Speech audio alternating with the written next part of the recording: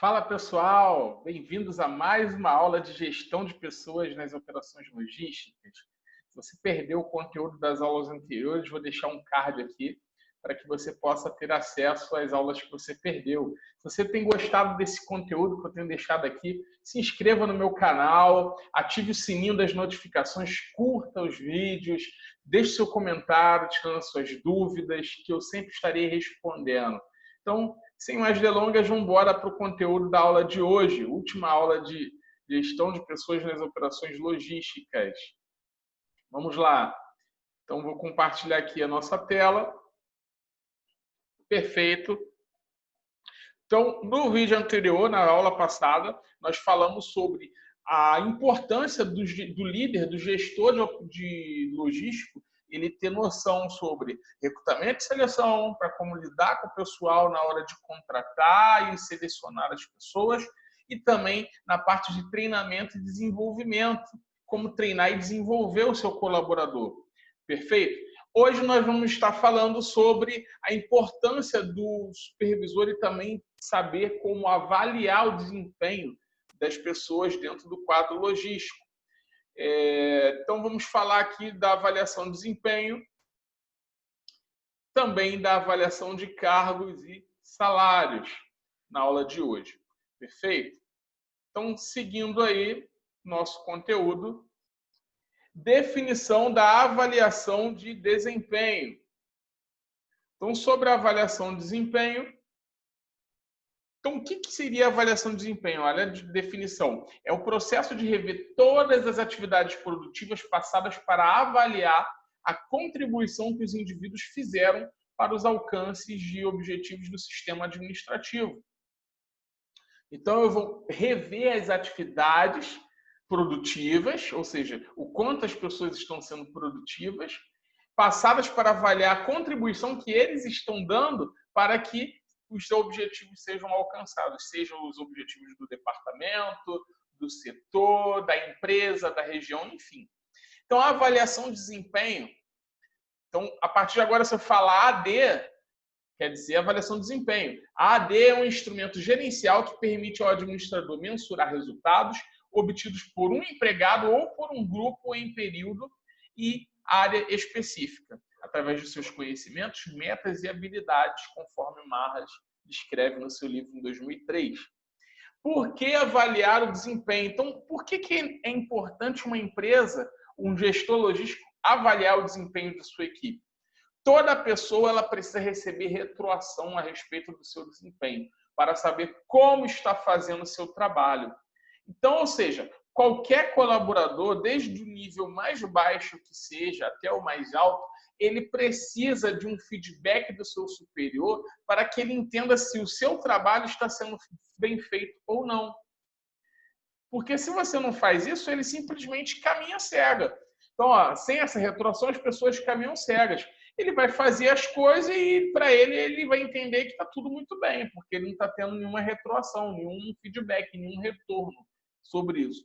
Então, a organização ela também precisa saber como as pessoas desempenham as suas atividades para ter uma ideia do seu potencial. Então, à medida que eu passo a organizar, a avaliar o comportamento de um e de outro e começar a mensurar e comparar, eu chego num nível de performance ideal onde eu vou dar retroação para esses indivíduos. Então, o gestor logístico deve, sim, observar a sua equipe de trabalho, avaliar o trabalho de cada um, fazer comparações e níveis desejados impostos ali. Perfeito? E quais seriam os objetivos? Então, a avaliação de desempenho tem como objetivo, primeiro, diagnosticar e analisar o desempenho individual. Então, passo a avaliar o desempenho de cada indivíduo dentro da logística para saber se tudo que ele está fazendo está certo ou não. E também analisar o desempenho grupal, do grupo de funcionários, promovendo o crescimento pessoal e profissional dessa equipe, bem como um melhor desempenho. Esse é o objetivo da avaliação de desempenho. É olhar para as pessoas e tentar proporcionar um ganho de produtividade, de crescimento. Então, quando eu aponto o dedo para as falhas, são falhas que eu tento, de modo construtivo, melhorar. Principais razões pela qual as empresas estão preocupadas em avaliar o desempenho. Então, as empresas estão preocupadas em avaliar desempenho porque a avaliação de desempenho ela vai proporcionar julgamento sistemático que vai fundamentar um aumento salarial. Então, através de uma performance elevada, eu comparando com outras performances, eu vou justificar por que o funcionário A foi promovido ou teve um aumento salarial e o B não. Eu vou ter base para isso. Aumento salarial, promoções, transferências. Vamos transferir um colaborador para um outro setor devido a uma deficiência ou devido a uma grande eficiência naquilo. Então, você transfere baseado na avaliação de desempenho. E muitas vezes também demissões. Pessoas são demitidas por baixos desempenhos repetidos. Certo? Então, muitas vezes você vai avaliar o desempenho, você vai falar que aquele colaborador está abaixo da performance desejada e ele continua naquele nível, eu acabo tendo que demitir. Outra questão é que, através dela, pode-se comunicar aos funcionários como eles estão indo no trabalho, sugerindo quais as necessidades de mudança no comportamento, nas atitudes, nas habilidades, nos conhecimentos, também muito conhecido como feedback. Então, a avaliação de desempenho é uma ótima oportunidade para proporcionar feedback aos colaboradores, para poder eles entenderem como eles estão agindo no seu dia a dia de trabalho. Terceiro, a avaliação permite que os subordinados conheçam aquilo que o chefe pensa a seu respeito. Então, isso é muito importante. O colaborador é muito importante que ele entenda o que o chefe pensa a respeito dele.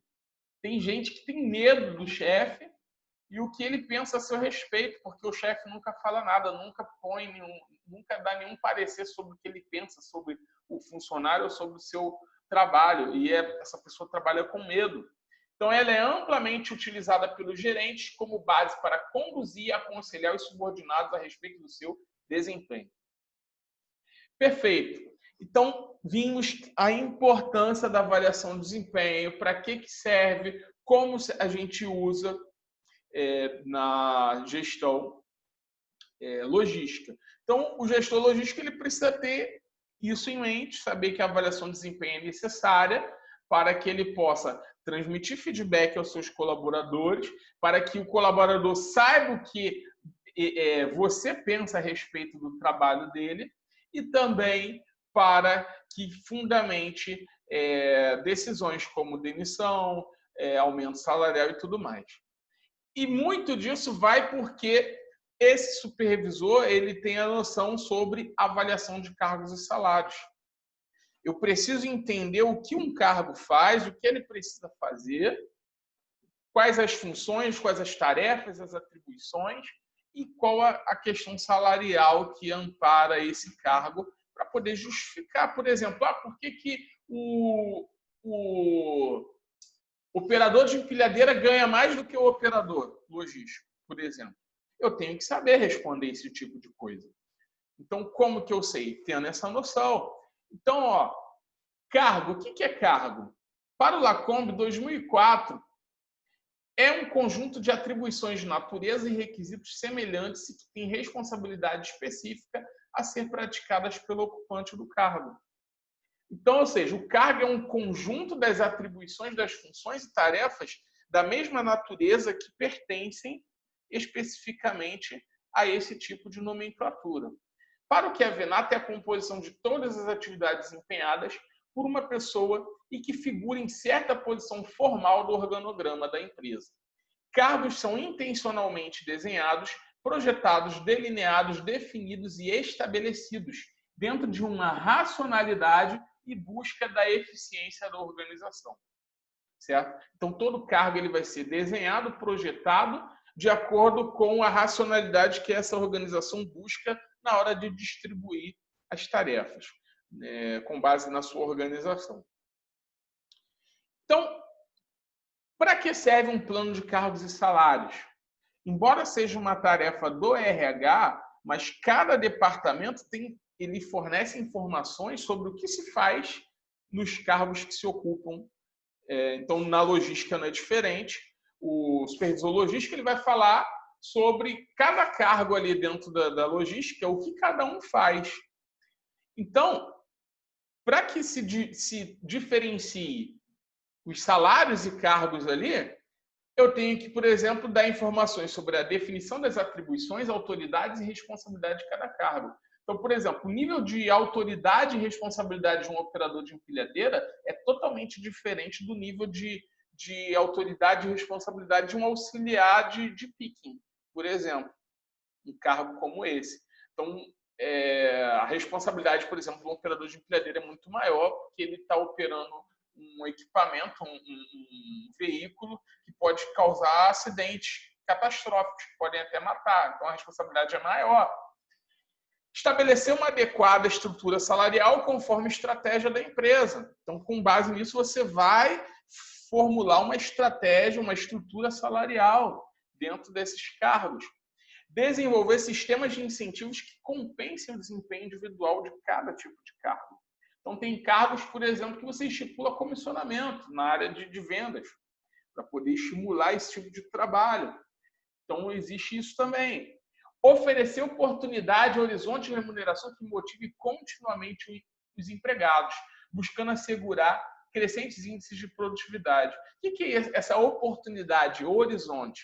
É você saber que, por exemplo, eu entro como auxiliar logístico para depois virar um assistente e depois um analista. Então, eu sei que entre esses 3 cargos existe o quê? Uma crescente de salários. Fornecer subsídios para os sistemas de recrutamento e seleção, treinamento, segurança, medicina do trabalho e relações sindicais. Então, dentro da nomenclatura do cargo, eu vou dizer tudo o que se faz na descrição. Na especificação, eu vou dizer o que esse colaborador precisa para poder ocupar esse cargo. E dentro dessas informações, são informações que o pessoal do RH utiliza no recrutamento e seleção, por exemplo, para divulgar uma vaga, para poder estipular o que tem que treinar nesse tipo de cargo, treinamento. Na questão de segurança, por exemplo, os riscos que cada cargo tem. Então, existe um mapa de risco por cargo. Por exemplo, um operador de empilhadeira ele tem um risco maior de acidente de trabalho do que a pessoa do almoxarifado, que fica lá sentado fazendo as requisições. Então, cada um vai ter um tipo de exame diferente, por exemplo, na hora do admissional, do periódico e do demissional em relação à medicina do trabalho, relações sindicais. Então, tudo isso é presente, esse conhecimento ao gestor logístico, na questão de plano de cargos e salários. Identificação e aproveitamento das qualificações individuais em funções adequadas com suas capacidades. Então, você identifica a capacidade das pessoas e coloca as pessoas nos seus devidos cargos também. Então, é importante saber que o cargo ele é composto por um conjunto de tarefas e funções. Então, um cargo ele é composto por um conjunto de funções e cada função é um conjunto de tarefas. Então, tarefa, conjunto de elementos que vai requerer o esforço humano para determinado fim e quando tarefas suficientes se acumulam para justificar o emprego de uma pessoa. Surge, então, a função. Então, por exemplo, já que eu estou falando tanto em operador de empilhadeira, o que seria uma tarefa diária do operador de empilhadeira? Por exemplo, ele tem a tarefa diária de verificar o nível de óleo do seu equipamento. Então, todo dia, antes dele ligar a sua empilhadeira, ele verifica o nível de óleo desse motor, por exemplo. Isso é uma tarefa. E a função é definida por representar um conjunto de deveres, tarefas e responsabilidades que requerem serviços de uma pessoa. Exemplo, o que seria uma função do operador de empilhadeira? Transportar cargas no fluxo de entrada e saída diariamente. Isso é uma função. Então, para que ele faça isso, ele vai executar diversas tarefas dentro dessa função. Exemplo, uma tarefa, ligar a empilhadeira. Outra tarefa, verificar o nível de combustível. Outra tarefa, remanejar os pallets de local. Outra tarefa, pegar cargas paletizadas e levar para as estantes. Outra tarefa, tirar cargas paletizadas das estantes para a área de picking. Então, ou seja, isso são tarefas. Mas quando eu falo de movimentar cargas na entrada e saída, isso é uma função. Porque no conjunto dessa função tem essas inúmeras tarefas que eu acabei de descrever. Salário. Então, o que quer dizer salário no seu conceito? Salário é a contraprestação em dinheiro recebida periodicamente pelo corpo funcional, previamente em face de um trabalho desenvolvido num espaço de tempo previamente definido. Isso quer dizer que todo salário ele é estipulado de acordo com uma espécie de tempo. Você tem o salário mensal, que é o famoso 44 horas semanais. Então, a pessoa presta 44 horas semanais e tem X de salário mensal. Existe também o salário hora por hora. Então, as pessoas ganham por hora trabalhada. Existe o salário de plantão, de escala. Por exemplo, 12 por 36, 24 por 24, por 48. Então, existe também essas escalas de plantão. Então, ou seja, o salário é estipulado de acordo com o período de tempo trabalhado. O estudo de cargos e salários é, segundo o Qualitas, um instrumento que vai permitir à empresa a administração de seus recursos humanos na contratação, movimentação horizontal, em termos de mérito, e verticais nas promoções. Então, ou seja, o salário ele vai fundamentar a questão de subsídio ao recurso humano na hora de contratar, porque quando você anuncia uma vaga, muitas vezes você vai divulgar o salário da vaga. Outra questão é movimentação horizontal, ou seja, eu sou um operador 1, estou tendo uma movimentação horizontal ao operador 2, com uma pequena gratificação, uma pequena diferença salarial entre 1 e 2. E a vertical, que é a promoção. Exemplo, eu estou deixando de ser operador para ser um analista. Então, mudou a nomenclatura do cargo. O operador ganhava 1.200, o analista passa a ganhar 2.000, por exemplo. Isso é uma movimentação vertical, uma promoção. Então, o salário ele vai estabelecer tudo isso, certo? Então, a gestão de cargos e salários, ela vai buscar o equilíbrio na aplicação da gestão de salários, que deve também estar alinhada à estratégia empresarial. Os salários são, ao mesmo tempo, investimento e custo. Então, todo gestor logístico ele deve ter em mente que o salário ele é um investimento da empresa e também um custo. Existe o custo da mão de obra da empresa de ter que pagar o salário ao colaborador, mas ao mesmo tempo eu tenho que enxergar que esse custo ele é um investimento. Eu invisto em mão de obra para que essa mão de obra me dê retorno de resultados. Então, quando a organização gasta com salários, ela visa aumentar o nível de comprometimento dos seus funcionários, atrair e reter bons profissionais que, contribuindo para os resultados, consequentemente alcançam a produtividade. E custo, quando os salários maiores significam também custos maiores que podem comprometer a saúde financeira e a competitividade da organização. Certo? Então, dependendo de como esse gestor ele direciona essa questão de cargos e salários, ou esse salário ele vai representar muito mais investimento por causa do retorno que essa equipe dá, ou custo se essa equipe não tem dado retorno, aí se torna um custo. Ok? Toda a estrutura de cargos e salários ela é definida pela descrição do cargo. Então, ou seja, todo cargo vai ter a sua descrição, o que esse colaborador faz dentro desse cargo e o que ele precisa ter para ocupar essa vaga. Quando eu vou para a etapa de avaliação do cargo, eu passo a avaliar se na prática esse colaborador ele tem feito aquilo que é desejado para o cargo em questão. E eu vou para a minha estrutura de cargos e salários. Eu vou estabelecer, pelo que esses colaboradores fazem, eles devem receber X.